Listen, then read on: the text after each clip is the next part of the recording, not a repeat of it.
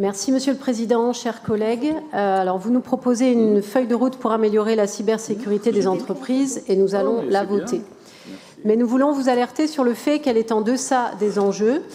Pourquoi la restreindre à l'action économique quand il s'agit en réalité de sécurité globale ? En effet, le numérique offre une infinité de possibilités à des puissances étrangères malveillantes d'altérer la stabilité de la France. Ce qui est en jeu, ce ne sont pas seulement les entreprises, c'est la défense de tous les gens qui travaillent, de nos infrastructures stratégiques, nos hôpitaux, nos mairies et, in fine, notre cohésion et notre démocratie.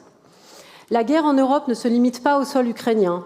Elle prend aussi, et depuis longtemps, la forme d'attaques hybrides, comme les cyberattaques, partout en Europe.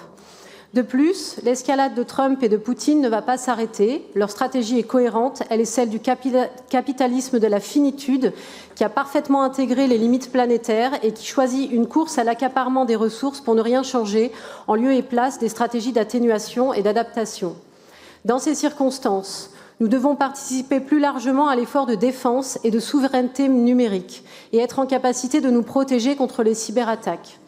Il nous paraîtrait cohérent, dans le prolongement de la feuille de route que vous proposez, de ne pas s'isoler des organismes qui ont fait leurs preuves et qui ont une vision stratégique nationale de la sécurité informatique et des données, comme l'ANSSI ou la CNIL, d'étendre l'action de la région aux services publics autant que possible, de diffuser une culture du risque cyber là où la région le peut, comme dans les lycées et les organismes de formation par exemple, et enfin d'employer des outils numériques fiables qui hébergeront nos données sur le sol européen et pas aux États-Unis qui prennent une direction autoritaire. Nous espérons de futurs travaux sur ces sujets et nous allons proposer des amendements en ce sens. Je vous remercie.